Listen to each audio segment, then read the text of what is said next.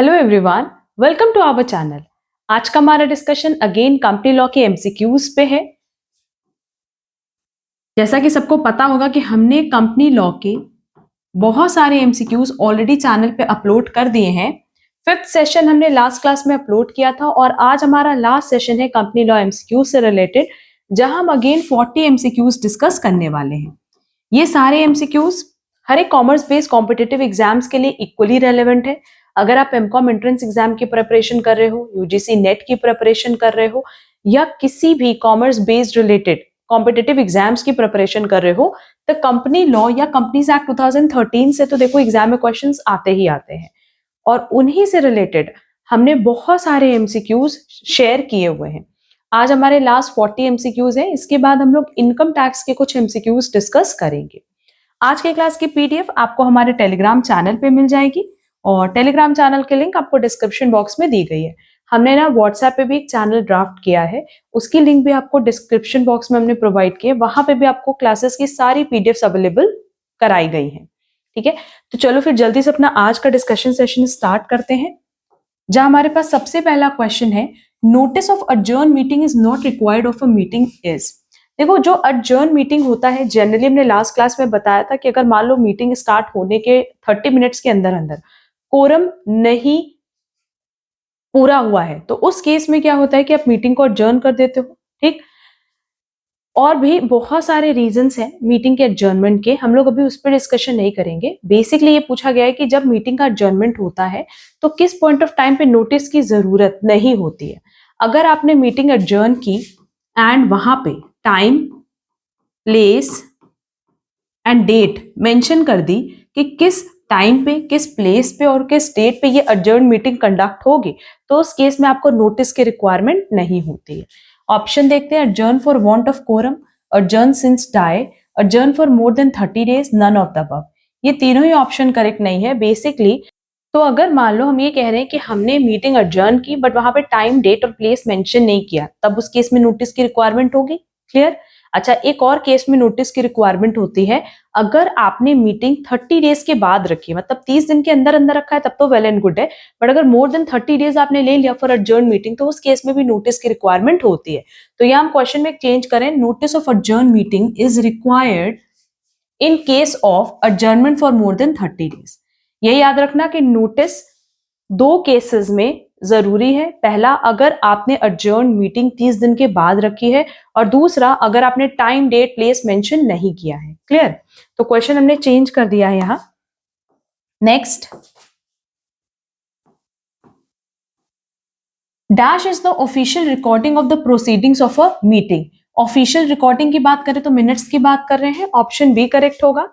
Next, who should certify that company allotted the shares and cash received in respect देयरऑफ।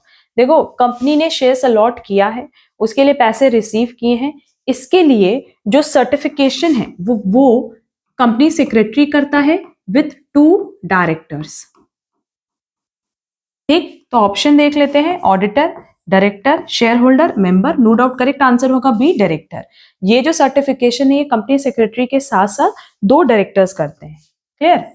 Next, notice of statutory meeting should be given with in a period of not less than. Statutory meeting अगर conduct करनी है तो कम से कम आपको meeting के 21 days पहले notice देना होता है। दैट इज करेक्ट आंसर होगा A. Next, dash is a charge when it is made specifically to cover assets. Assets को कवर करने के लिए जो चार्ज होता है ना, उसको हम लोग कहते हैं फिक्स्ड चार्ज या स्पेसिफिक चार्ज।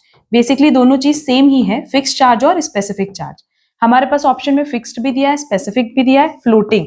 तो करेक्ट आंसर हो जाएगा बोथ ए एंड बी, क्योंकि बेसिकली फिक्स्ड और स्पेसिफिक ये ऑल्टरनेट नेम्स हैं। क्लियर? नेक्स्ट क्वेश्चन देखेंगे,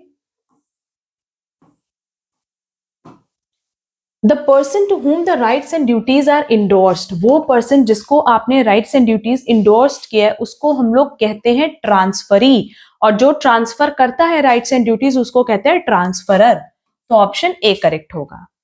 next, unsecured debtors debentures do not require any registration because it is not secured by fixed charge, floating charge, both A and B, none of these. देखो अगर unsecured debentures है ना, तो ना तो वहां पे किसी तरह का कोई फिक्स चार्ज होगा और ना ही किसी तरह का कोई फ्लोटिंग चार्ज होगा। दैट इज करेक्ट आंसर होगा C, both A and B. Next, a charge requiring registration shall be filed with the registrar within basically इसके लिए जो टाइम लिमिट है वो 30 डेज की टाइम लिमिट है। 21 days, 30 days, 45 days, no doubt correct answer होगा B.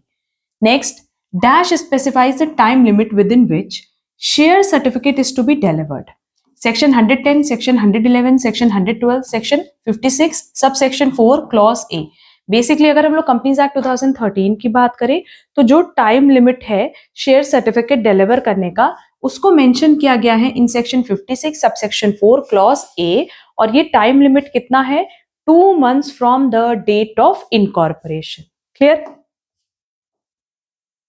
Next, audit committee shall act in accordance with the terms of reference to be specified by statutory auditors, SEBI, board of directors, central government। कह रहा है audit committee shall act in accordance। audit committee किसके according, किसके specification के according act करेगी, board of directors के। That is correct answer होगा सी।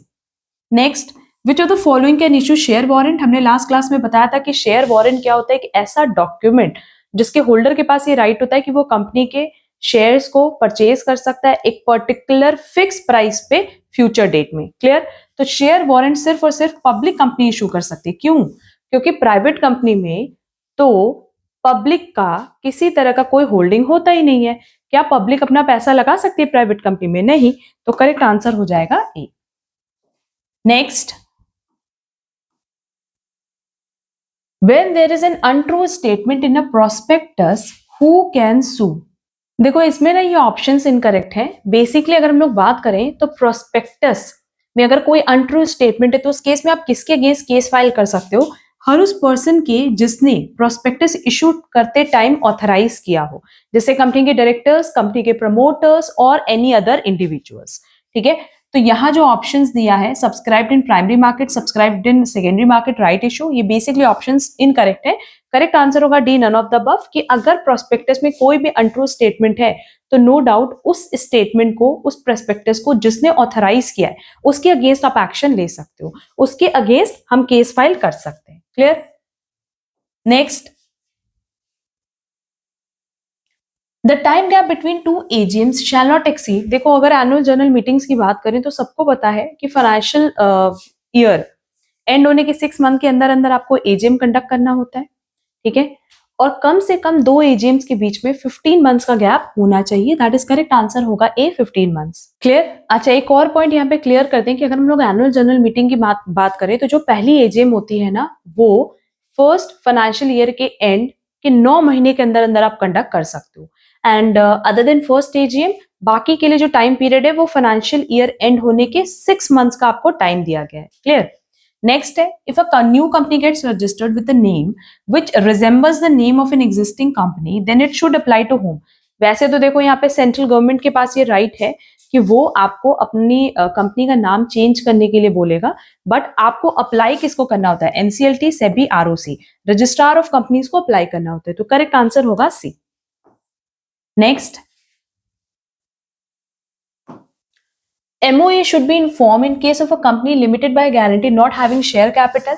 देखो मेमोरेंडम ऑफ एसोसिएशन पे हमने डिटेल लेक्चर जो अपलोड किया था वहां पे सारे टेबल्स मेंशन किए कि कौन सा टेबल किस पर्टिकुलर कंपनी से रिलेटेड है। यहां हमसे पूछा है company limited by guarantee not having share capital, तो इसके लिए करेक्ट आंसर हो जाएगा टेबल बी। अगर वो क्लास नहीं कवर किए ना तो हमने लिंक आपको डिस्क्रिप्शन बॉक्स में दे रखा है MOA AOA का, वो क्लास जरूर से कवर कर लेना। Next, change in objects clause can be affected for any reason, for a special reason only, to comply with central government order, none of these। अब देखो अगर आप अपने ऑब्जेक्ट क्लॉज में चेंज कर रहे हो ना तो ये सिर्फ और सिर्फ स्पेशल रीजन के लिए ही आप कर सकते हो। एंड ये याद रखना कि अगर आपको ऑब्जेक्ट क्लॉज में चेंज करना है तो स्पेशल रेजोल्यूशन पास करना होगा ईजीएम में, मतलब extra ordinary general meeting conduct करके आपको स्पेशल रेजोल्यूशन पास करना होता है। ठीक है, बट ऑब्जेक्ट क्लॉज में चेंज करने के लिए आपके पास कोई ना कोई स्पेशल रीजन होना चाहिए, सिर्फ और सिर्फ तभी आप अपने ऑब्जेक्ट क्लॉज को चेंज कर सकते हो। Next, a public company can borrow money. देखो पब्लिक कंपनी पैसे बोरो तो कर सकती है नो डाउट, बट किस पॉइंट ऑफ टाइम पे कर सकती है? जिस पॉइंट ऑफ टाइम पे उसको अपना सर्टिफिकेट ऑफ इनकॉर्पोरेशन मिल जाए या certificate of commencement of business मिल जाए। नो डाउट इनके लिए ऑप्शन करेक्ट होगा certificate of commencement of business. जैसे ही इनको कमेंसमेंट का सर्टिफिकेट मिल जाएगा कि आप अपना बिजनेस स्टार्ट कर सकते हो, उस केस में पब्लिक कंपनी मनी बोरो कर सकती है। दैट इज करेक्ट आंसर होगा D, after obtaining certificate to commence business. Clear? और यहां भी ना इनको स्पेशल रेजोल्यूशन पास करना होता है एट जनरल मीटिंग। ये सब पॉइंट्स प्लीज नोट डाउन कर लेना। Next, cash is required to file prior to making second and subsequent issue of securities in case self prospectus are filed। Last class में हमने बताया भी था कि ये बेसिकली डिनोट करता है इंफॉर्मेशन मेमोरेंडम को। दैट इज करेक्ट आंसर होगा ए। क्वेश्चन नंबर 59 कट कर देंगे, बिर रिलेवेंट है। Then question number 60, as per SEBI application money should be refunded from the end of how many days. अब अगर हम लोग सेबी की बात करें तो 15 दिन के अंदर अंदर आपको एप्लीकेशन मनी रिफंड करना होता है। हमारे पास ऑप्शन में दिया है 60, 70, 80, 90। हमारा करेक्ट ऑप्शन हो जाएगा 15 डेज, क्योंकि अब ना एज पर companies act 2013 15 days correct answer है, तो करेक्ट आंसर हो जाएगा E. Next,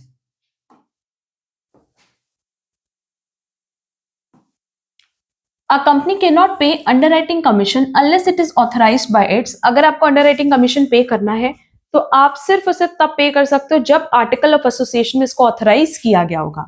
article, memorandum, both A and B. No doubt correct answer होगा A, article of association. Next,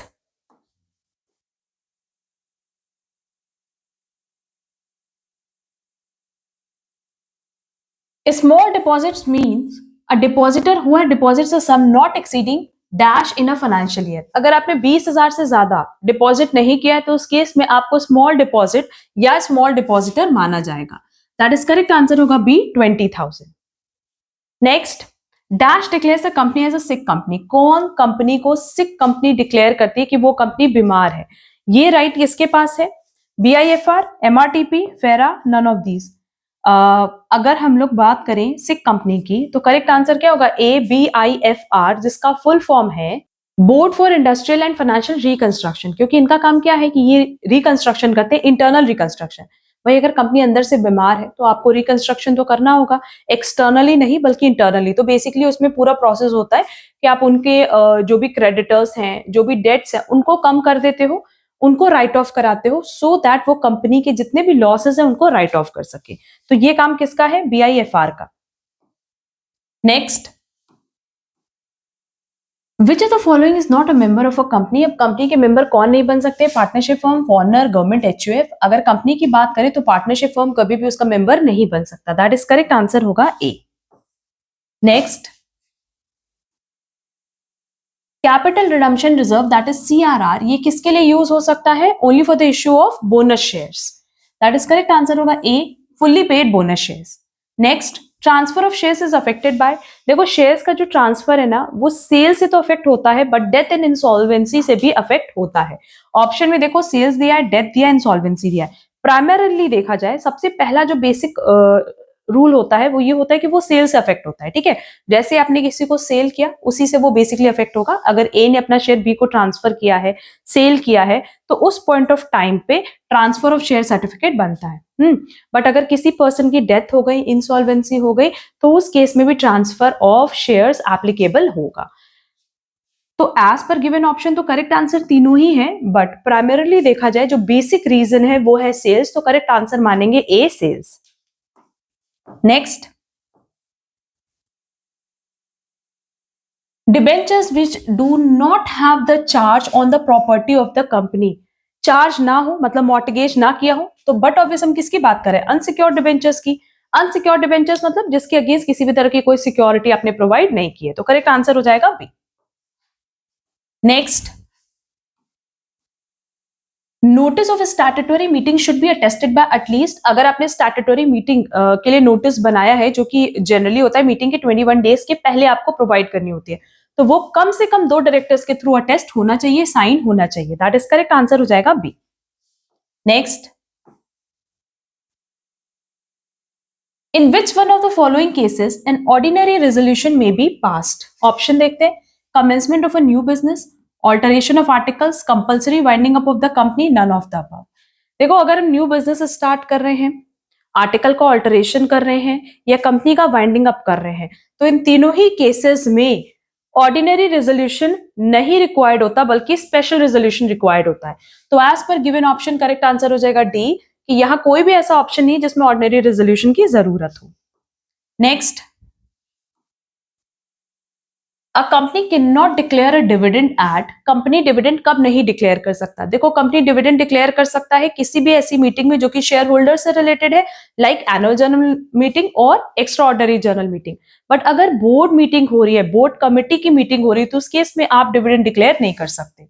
statutory meeting, AGM, EGM, none of the above. No doubt correct answer होगा D, none of the above, क्योंकि statutory meeting किससे related होती है? Share holder से related होती है, तो वहां पे भी आप डिविडेंड डिक्लेयर कर सकते हो। Next, a shareholder who wishes to make a proposal that a director is dismissed must give the company special notice of their proposal prior to the meeting. How many days notice is required for a special notice? कह रहे हैं कि अगर एक share holder ये चाहता है कि किसी पर्टिकुलर डायरेक्टर को हटा दिया जाए, तो उस केस में कम से कम 28 डेज की नोटिस आपको देनी होती है। दैट इज करेक्ट आंसर होगा C. Next, in order to be a company secretary of a private limited company, what qualifications must you have? अगर आपको CS कंपनी सेक्रेटरी बनना है प्राइवेट कंपनी में, वैसे तो अलग से कोई क्वालिफिकेशन नहीं चाहिए होती, बट नो डाउट वहां आपके पास कोई ना कोई प्रोफेशनल डिग्री होनी चाहिए, लाइक कंपनी सेक्रेटरी की, लॉयर की, किसी की भी, ठीक। You need no qualifications, a member of ICSI that is CS company secretary, a qualified lawyer. Correct answer होगा डी, कि अगर प्राइवेट कंपनी की बात करें तो सिर्फ प्रोफेशनल डिग्री देखते हैं, तो करेक्ट आंसर हो जाएगा डी। नेक्स्ट, क्वेश्चन नंबर 73 भी कट करेंगे irrelevant exam point of view से। 74 देखेंगे, directors responsibilities are unlikely to include a duty to propose high dividends for shareholders, duty of care, duty to keep proper accounting records, fiduciary duty. अब देखो, care करना उनकी duty है, accounting records maintain करना duty है, fiduciary duty भी है, but क्या डिविडेंड, हाई डिविडेंड प्रोवाइड करना ये उनकी ड्यूटी है? नहीं, ये डायरेक्टर्स की ड्यूटी नहीं है। A duty to propose high dividends for shareholders, जो नॉर्मल या जो नॉमिनल अमाउंट हम दे सकते हैं एज अ डिविडेंड वही देंगे, कभी भी हाई डिविडेंड की डिमांड नहीं करेंगे। Next, disqualification of directors may result from the breaches of the Financial Services Act, Companies Act 2006 and Insolvency Act 1986। अगर डिस्क्वालिफिकेशन की बात करें तो ये इन्हीं दोनों एक्ट में मेंशन किया गया है, तो करेक्ट आंसर हो जाएगा B. Next, which of the following actions will not help directors to protect themselves from non-compliance with their obligations and responsibilities? Keeping themselves fully informed about company affairs, ensuring that regular management accounts are prepared at the company, including a disclaimer clause in their service contracts, all of the above। अब इस question में पूछा which of the following action will not help director, वो director को help नहीं करेंगे to protect themselves from non compliances, including a disclaimer clause in their service contract. अगर आप सर्विस कॉन्ट्रैक्ट में किसी भी तरह का कोई डिस्क्लेमर डाल भी दो, तो भी क्या आप अपनी ड्यूटी से बच सकते हो? नहीं, किसी भी तरह के नॉन कंप्लायंस से बच सकते हैं डायरेक्टर्स? नहीं, तो करेक्ट आंसर होगा C. Next, directors may not be disqualified for paying inadequate attention to the company finances, being convicted of drunken driving, continuing to trade with the company who is insolvent, or persistent breaches of company legislation। अगर director की बात करें, अगर वो P करके drive कर भी रहे हैं, उसमें कन्विक्टेड हैं, मतलब उसमें अगर वो दोषी पाए गए हैं, तो क्या उनको डिस्क्वालीफाई माना जाएगा? नहीं, सिर्फ और सिर्फ ऑप्शन पी करेक्ट है। बाकी किसी भी केस में अगर देखा जाए तो डायरेक्टर को डिस्क्वालीफाइड माना जाएगा। Next, a company may become insolvent if it makes a losses, cannot pay creditors in full after realization of its assets, cannot meet its budgeted level of profit। insolvent तभी होंगे जब आपका asset कम है comparatively किससे? liabilities से। तो correct answer हो जाएगा B, cannot pay creditors in full after realization of its asset। अपना asset बेचने के बाद भी अगर आप अपनी liabilities को pay off नहीं कर पा रहे, तो उस केस में आपको insolvent माना जाएगा, that is bankrupt घोषित कर दिया जाएगा। Next, which of the following is not one of the underlying principles of the corporate governance combined code of practice. Acceptability, integrity, openness, accountability. Acceptability की अगर बात करें तो ये कोई प्रिंसिपल ऑफ कॉर्पोरेट गवर्नेंस नहीं है, तो करेक्ट आंसर हो जाएगा ए। और हमारा आज का लास्ट क्वेश्चन है, When an act is beyond the power of dash, it is said to be ultra vires a company। देखो अल्ट्रा वायर्स मतलब beyond the power of a company. अगर कंपनी की पावर के बियॉन्ड जाकर के आप कोई भी एक्ट कर रहे हो तो उसको हम कहते हैं अल्ट्रा वायर्स, जो कि बेसिकली वॉइड होता है, वैलिड नहीं होता है। तो ऑप्शन देखते हैं, directors, company, both A and B, none of these. No doubt correct answer होगा बी, कंपनी। अल्ट्रा वायर्स का मतलब ये beyond the power of company, ठीक है, तो करेक्ट आंसर हो जाएगा बी, कंपनी। अब देखो ये नेक्स्ट 40 एमसीक्यू से रिलेटेड टू कंपनीज एक्ट 2013 और हम कह सकते हैं कंपनी लॉ। अगर यहाँ किसी भी क्वेश्चन में आपको कोई भी डाउट होगा तो आप कमेंट बॉक्स में कमेंट करके पूछ सकते हो। एंड ये 40 एमसीक्यूज के साथ साथ अभी तक हमने जितनी भी क्लास अपलोड किया रिलेटेड टू कंपनीज एक्ट 2013 और कंपनीज लॉ, प्लीज वो बहुत अच्छे से कवर कर लेना। हमने companies act 2013 versus companies act 1956, MOA, AOA, इन सारे टॉपिक्स पे भी डिटेल डिस्कशन किया है। सबकी ना हमने एक प्लेलिस्ट बना दी है और उस प्लेलिस्ट का नाम रखा है कंपनीज लॉ एमसीक्यूज। उसी में ना ये पोर्शन भी कवर कर लिया है। प्लेलिस्ट की लिंक आपको डिस्क्रिप्शन बॉक्स में दी है, वहां से सारी क्लासेस आप लोग कवर कर लेना, तो सारे एमसीक्यूज भी कवर हो जाएंगे और जो बेसिक टॉपिक्स हैं, बेसिक डेफिनेशंस हैं, important topics exam point of view से, वो भी आपके कवर हो जाएंगे। अब अगर आपको आज का क्लास यूजफुल लगा है तो प्लीज वीडियो को लाइक, कमेंट, शेयर जरूर करना। चैनल पे नए हो तो चैनल सब्सक्राइब जरूर कर देना, सो दैट आगे की क्लासेस की नोटिफिकेशन आपको टाइमली मिल पाए, और बेल आइकन जरूर प्रेस कर देना। अब हम लोग मिलेंगे हमारी नेक्स्ट क्लास में। आज के लिए बस इतना। Thank you so much.